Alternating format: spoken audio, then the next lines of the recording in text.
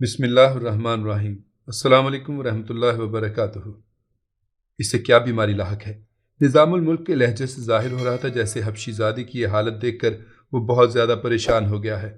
ابھی کچھ نہیں کہا جا سکتا، ابن عمار نے رسمی تکلفات کے بغیر کہا۔ ابن عمار، غور سے سن کہ یہ سلطان معظم کا محافظ خاص ہے اور اس کی زندگی بہت قیمتی ہے۔ نظام الملک نے تحکم آمیز لہجے میں کہا، میں اپنے مریضوں میں تخصیص روا نہیں رکھتا۔ شاہی طبیب نے ایک ایک لفظ پر زور دیتے ہوئے کہا، وہ سلطان معظم کا محافظ خاص ہو یا دہلی کا کوئی مفلس وفادار باشندہ، میں صرف مریض کو دیکھتا ہوں، اس کی شخصیت کو نہیں۔ نظام الملک پیچ و تاب کھا کر رہ گیا۔ وہ ابن عمار کی آزادانہ طبیعت سے واقف تھا کہ یہ شخص غلاموں کی طرح اس کے آگے سرخم نہیں کرے گا۔ مجبوراً وزیر اعظم ہند شاہی طبیب کو خوشمگی نظروں سے دیکھتا ہوا واپس چلا گیا۔ رضیہ سلطانہ بہت زیادہ پریشان تھی۔ سلطنت دہلی کے شاہ سوار برق کی طرح لپک رہے تھے، مگر 5,000 نو مسلم راجپوتوں کا دور دور تک کوئی پتہ نہیں تھا۔ قصر شاہی کے بام و در پر رات کے سائے اتر رہے تھے۔ شہزادی اپنے مخصوص کمرے میں بے قراری کے ساتھ ٹہل رہی تھی کہ نائب سپہ سالار سیف الدین ایبک نے حاضر ہو کر انتہائی مایوسانہ لہجے میں کہا، سلطان علی قدر، آپ کے جانثاروں نے 50 میل تک جا کر دیکھ لیا، مگر فرار ہونے والوں کا دھندلا سا نشان تک نہیں۔ ایسا لگتا ہے کہ زمین نے انہیں نگل لیا۔ ان کا سراغ بہت ضروری ہے۔ رضیہ سلطانہ کا لہجہ انتہائی تند و تیز تھا۔ میں نہیں جانتی کہ وہ کس لیے مسلمان ہوئے تھے اور اچانک رات کی تاریکی میں کیوں فرار ہو گئے۔ غلام بھی سخت عاجز و پریشان ہے۔ سیف الدین ایبک گھبرایا ہوا تھا۔ سلطان معظم روز اول سے ہی ان سب کو شک کی نظروں سے دیکھتے تھے۔ رضیہ سلطانہ نے اپنے نائب سپہ سالار کو مخاطب کرتے ہوئے کہا، فوجی چھاؤنی کے نگہبان سپاہیوں کو قتل کر کے فرار ہو جانا کوئی معمولی واقعہ نہیں۔ مجھے محسوس ہوتا ہے کہ وہ کسی دشمن کے جاسوس تھے۔ پہلے اپنا مذہب تبدیل کیا اور پھر موقع ملتے ہی روپوش ہو گئے۔ کیا وہ قلعہ معلیٰ پر شبخون مارنے والے ہیں؟ دہلی کی سرحدوں سے قصر شاہی تک میرا ایک ایک سپاہی سربکف کھڑا ہے۔ سیف الدین ایبک نے پرجوش لہجے میں کہا، اگر وہ مفرور گروہ کسی دشمن کے اشارے پر رقص کر رہا ہے تو میں عنقریب اس مجرموں کے پیروں میں زنجیریں ڈال دوں گا۔ اب تک تمہاری ساری کوششیں ناکام رہی ہیں۔ رضیہ سلطانہ نے تنبیہ آمیز لہجے میں شکایت کی۔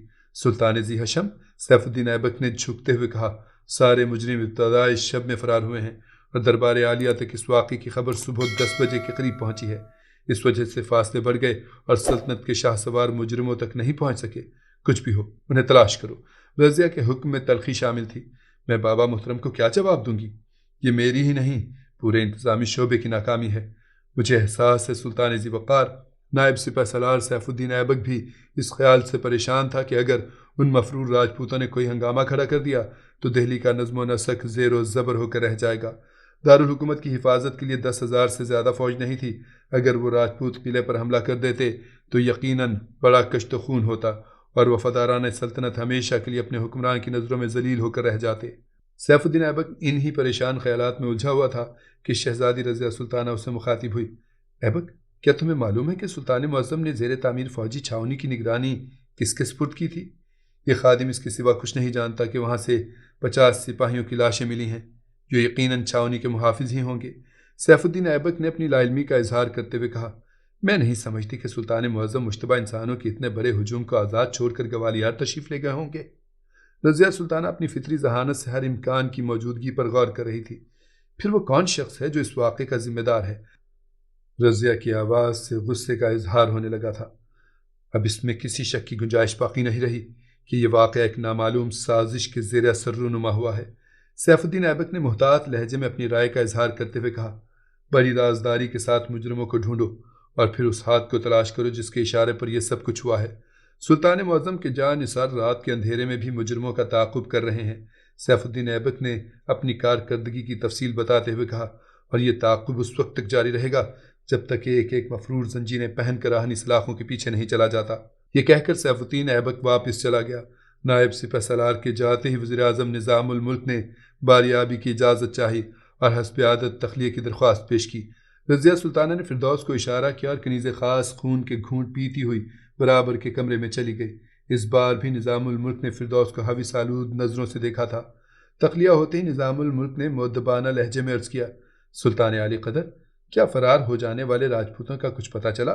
وزیر اعظم ہند کی آواز بڑی سخت تھی جس سے انتہائی بے حسی کا اظہار ہو رہا تھا۔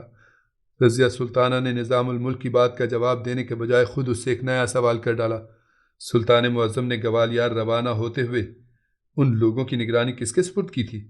نظام الملک رضیہ سلطانہ سے اس سوال کی توقع رکھتا تھا، اس لیے وزیر اعظم نے اپنے چہرے سے کسی تاثر کو ظاہر نہیں ہونے دیا۔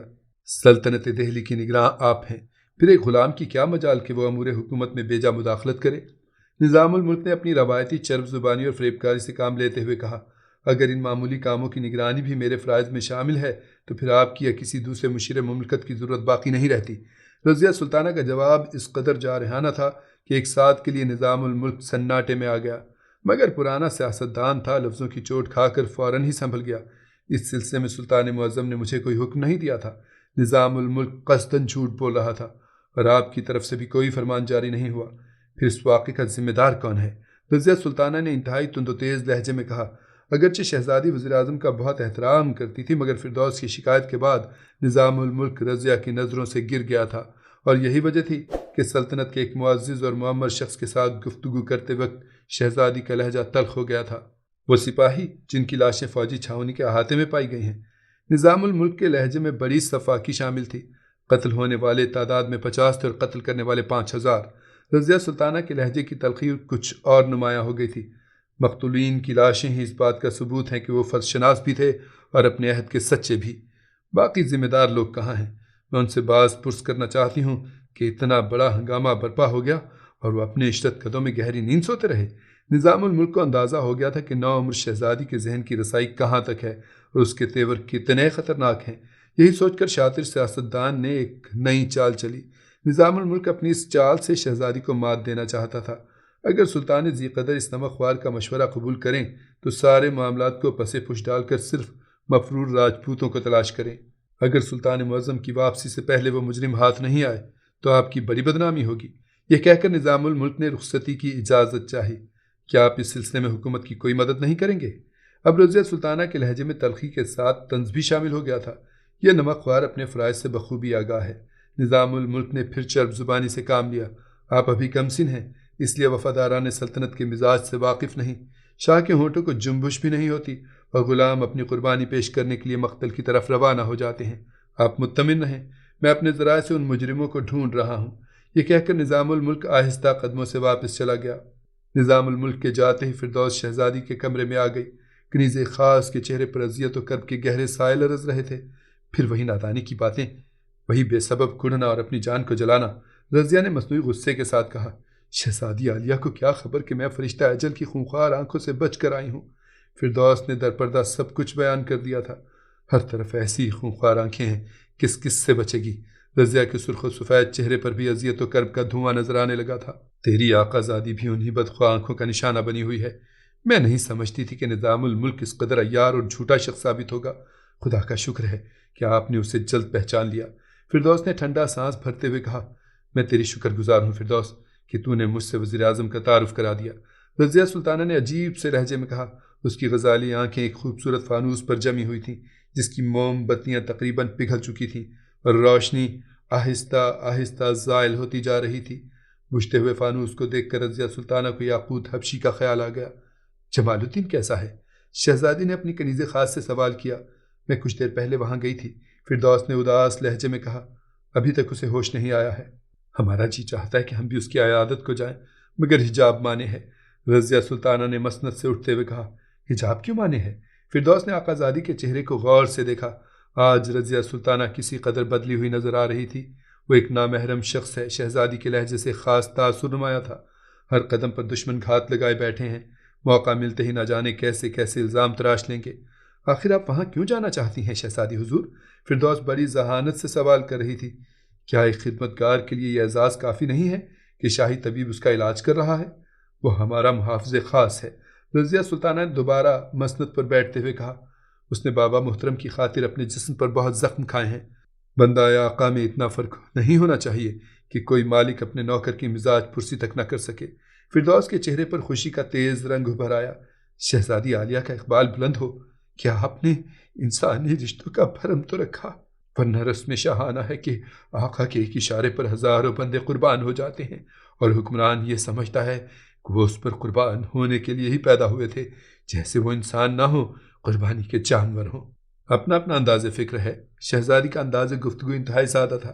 شہنشاہ وہ ہے جو اپنی بیمار رعایا کی مسیحائی کرے کہ ایک دن خود اسے بھی بیمار ہونا ہے۔ ابھی یہ گفتگو جاری تھی کہ شاہی طبیب رضیہ سلطانہ کی خدمت میں حاضر ہوا۔ شہزادی بچپن سے ابن عمار کا احترام کرتی تھی، اسے شاہی طبیب کو پردے کے پیچھے طلب کر لیا گیا۔ میں ابھی آپ کو زحمت دینے ہی والی تھی، رضیہ نے مؤدبانہ لہجے میں کہا۔ فردوس کئی بار بتا چکی ہے کہ ابھی تک جمال الدین کو ہوش نہیں آیا ہے۔ بے ہوش ہونے کے باوجود اس کی زبان پر آپ ہی کا نام ہے۔ شاہی حکیم نے یہ عجیب انکشاف کرتے ہوئے کہا۔ میرا نام؟ رضیہ سلطانہ چونک اٹھی۔ آقا نعمت، میں خیر ذمہ دار نہیں ہوں، بس ایک موقع اور عنایت کیجیے۔ ابن عمار نے اپنی بات کی وضاحت کرتے ہوئے کہا۔ یہی وہ مخصوص جملہ ہے جو اس کی زبان سے بار بار ادا ہو رہا ہے۔ میں سمجھتا ہوں کہ آپ کے سلسلے میں جمال الدین سے کوئی جرم سرزد ہوا ہے، اور یہی احساس اس کے لاشعور میں نقش ہو کر رہ گیا ہے۔ رضیہ سلطانہ کچھ دیر کے لیے سناٹے میں آ گئی۔ اسے حبشی زادے کے شدت احساس کا اندازہ نہیں تھا۔ آخر شہزادی نے حکیم ابن عمار کو سارا واقعہ سنا دیا اور سوالیہ نظروں سے شاہی طبیب کی طرف دیکھنے لگی۔ وہ حقیقتاً بیمار تھا، مگر بے پناہ طاقتور ہونے کے سبب کچھ دن تک اس جان لیوا بیماری کو برداشت کرتا رہا۔ اس کی جگہ کوئی دوسرا ہوتا تو اب تک مر چکا ہوتا۔ حکیم صاحب، رضیہ بچپن میں بھی شاہی طبیب کو اس نام سے پکارتی تھی، اور تخت نشین ہونے کے بعد بھی اس کا انداز تخاطب وہی تھا۔ جمال الدین کو کیا بیماری لاحق ہے؟ میرا خیال ہے کہ اسے کوئی سست رفتار زہر دیا گیا ہے، ابن عمار نے ٹھہر ٹھہر کر کہا، جیسے گفتگو کے ساتھ ساتھ وہ کچھ سوچ بھی رہا ہو۔ زہر؟ حیرت کی زیادتی سے رضیہ سلطانہ کا منہ کھلا کا کھلا رہ گیا۔ اس کی خوبصورت آنکھوں سے وحشت سی نمایاں تھی، پھر یہ وحشت قہر میں تبدیل ہو گئی۔ آخر کیا جرم تھا اس کا؟ شہزادی بیٹی، ذرا آہستہ بولو۔ حکیم ابن عمار نے بچپن میں رضیہ سلطانہ کو فارسی زبان کی تعلیم دی تھی، اور استاد کے اس رشتے سے وہ رضیہ کو شہزادی بیٹی کہہ کر پکارتا تھا۔ سلطان معظم کے محافظ خاص کو زہر دینا کوئی معمولی واقعہ نہیں ہے۔ اس کے پس پردہ نہ جانے کس کس کے ہاتھ ہوں گے۔ ہمیں ہوش مندی سے کام لیتے ہوئے یہ بات بھول جانا چاہیے کہ کسی نامعلوم شخص نے جمال الدین یاقوت کو زہر دیا ہے۔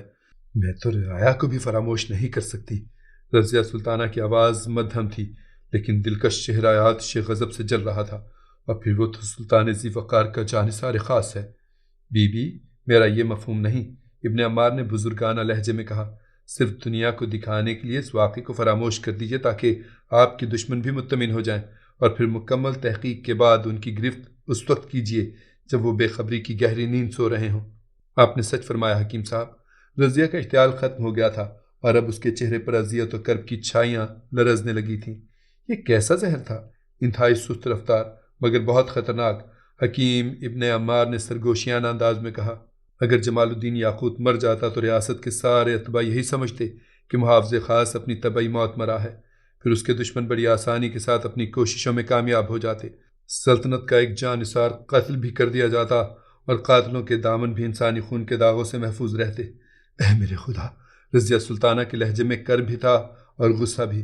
حکیم صاحب، اس طرح تو آپ قاتلوں کی معافی کی سفارش کر رہے ہیں۔ یہ قاتلوں کی سفارش نہیں شہزادی بی بی، ابن عمار نے افسردہ لہجے میں کہا۔ ہماری مجبوری ہے، ہم کسی طرح بھی قاتلوں کو قاتل ثابت نہیں کر سکتے۔ یہ تو بس خدا کا کرم ہے کہ میں حقیقت حال تک پہنچ گیا، مگر میرے دعوے کو ہندوستان کا کوئی طبیب تسلیم نہیں کرے گا۔ آخر ایسا کیوں؟ رضیہ سلطانہ حکیم ابن عمار کی گفتگو کا مفہوم سمجھنے سے قاصر تھی۔ آپ ذرا میرے ساتھ جمال الدین یاقوت کے کمرے تک تشریف لے چلیں، پھر آپ کو اس ناچیز کی مجبوریوں کا علم ہو جائے گا۔ حکیم ابن عمار نے شہزادی سے درخواست کی۔ رضیہ سلطانہ کچھ دیر تک سوچتی رہی، پھر اس نے فردوس کو اشارہ کیا۔ کنیز خاص تیزی سے دروازے تک گئی اور محافظ سپاہیوں کو مخاطب کرتے ہوئے بولی، شہزادی عالیہ امیر آخور کی عیادت کے لیے تشریف لے جانا چاہتی ہیں۔ محافظوں نے سر جھکا دیا، اور پھر چند لمحوں میں سلطنت دہلی کے 50 مسلح جانباز رضیہ سلطانہ کے کمرے کے گرد جمع ہو گئے۔ شہزادی نقاب پہن کر باہر نکلی۔ حکیم ابن عمار اور کنیز فردوس اس کے پیچھے پیچھے تھے۔ 25 مسلح محافظ شہزادی سے کچھ فاصلے پر آگے آگے چل رہے تھے، اور 25 سپاہی عقب میں تھے۔ رضیہ سلطانہ یاقوت حبشی کے کمرے میں داخل ہوئی۔ جمال الدین کے کمرے کی حالت دیکھ کر شہزادی اداس ہو گئی۔ اگرچہ امیر آخور کے دروازے پر کئی خدمتگار دست بستہ کھڑے تھے، لیکن کمرے کے اندر بڑی تنہائی تھی۔ سلطنت دہلی کا اتنا بڑا منصبدار اپنی ذاتی زندگی میں کس قدر اکیلا تھا۔ رنج یا خوشی کے موقع پر غریب سے غریب انسان کے عزیز و اقارب بھی اس کے گرد جمع ہوتے ہیں، مگر جمال الدین یاقوت کے غم میں کون شریک ہوتا؟ اس کے ماں باپ بچپن ہی میں مر گئے تھے، اور دور کے عزیزوں کو وہ ابیسینا یعنی افریقہ میں بہت دور چھوڑ آیا تھا۔ اب اگر کسی سے کوئی رشتہ باقی تھا تو وہ اس کے نامعلوم دشمن تھے، جو تاریک پردوں میں بیٹھ کر اس کی زندگی سے خوفناک کھیل کھیل رہے تھے۔